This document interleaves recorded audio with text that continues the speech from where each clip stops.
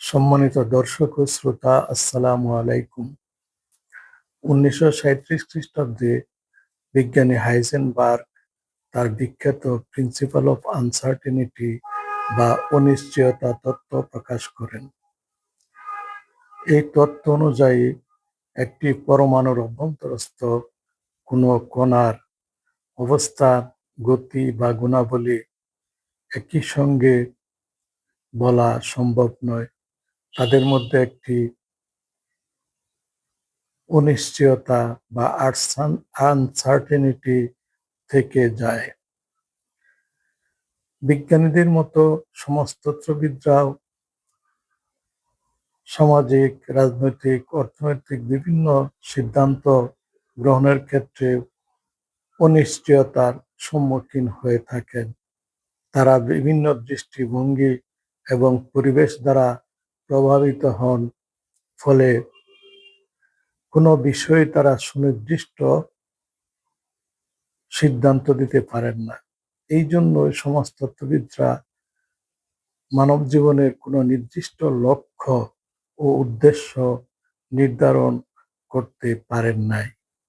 ফলে জ্ঞান বিজ্ঞানের আবিষ্কার, উদ্ভাবনী সমূহ যেমন মানুষের কল্যাণে ব্যবহৃত হচ্ছে, ঠিক তেমন সেগুলি মানুষের ক্ষতিও সাধন করছে। যেমন বর্তমানে বিজ্ঞানের যে সকল আবিষ্কারগুলি মানুষের কল্যাণমূলক কাজে ব্যবহৃত হচ্ছে, সেগুলিকে আবার মানুষের ক্ষতিকর কাজেও ব্যবহার করা হচ্ছে। যেমন আমরা পরমাণু শক্তির কথা বলতে পারি।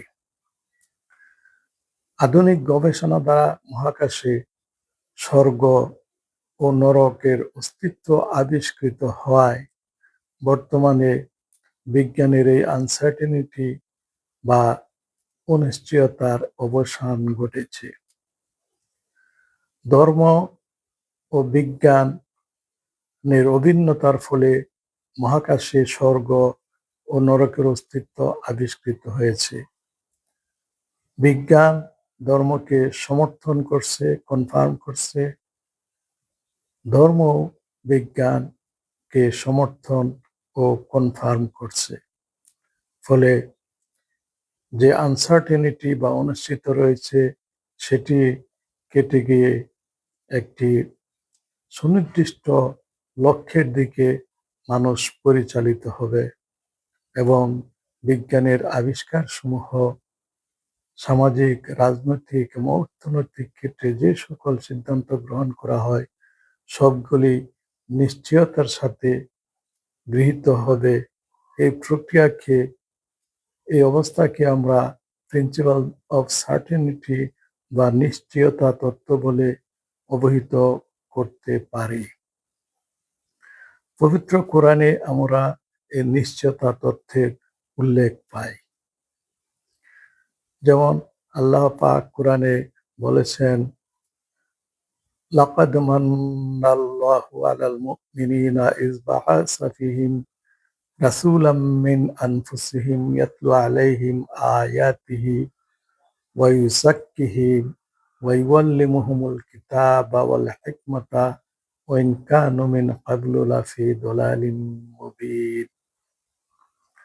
আল্লাহ বিশেষভাবে অনুগ্রহ করেছেন বিশ্বাসীদের প্রতি একজন রসূল প্রেরণ করে, যিনি তাদেরকে আল্লাহর আয়াতসমূহ পাঠ করে শোনান, তাদেরকে পরিশুদ্ধ করেন এবং তাদেরকে কিতাব বা ধর্ম শিক্ষা দেন, হিকমত বা বিজ্ঞান শিক্ষা দেন।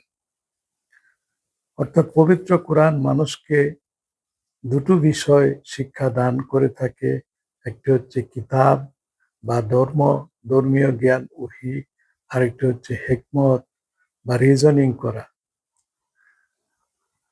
লজিক এবং সায়েন্সের সাহায্যে আমরা ওহীকে যেমন কনফার্ম করি, ঠিক ওহীও মানুষের জ্ঞান, বুদ্ধি, লজিককে, মানুষের বুদ্ধিমত্তাকে গাইড করে।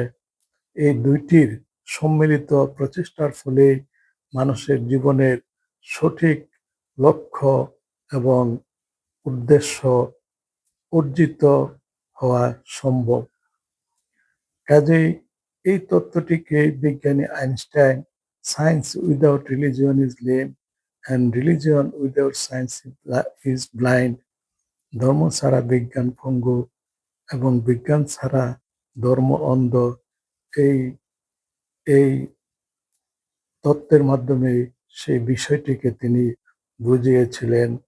কাজেই আমরা যদি ধর্মকে বিজ্ঞান দ্বারা কনফার্ম করি এবং বিজ্ঞানকে ধর্ম দ্বারা কনফার্ম করি, দুইটি সম্মিলিত প্রচেষ্টা যদি অগ্রসর হয়, তাহলে বর্তমান বিশ্ব যে বিজ্ঞানের অপব্যবহারের ফলে একটি তৃতীয় বিশ্বযুদ্ধ এবং পারমাণবিক বিপর্যয়ের সম্মুখীন হয়েছে, সেটি দূর হয়ে যাবে এবং মানব জাতি নরকের পথ থেকে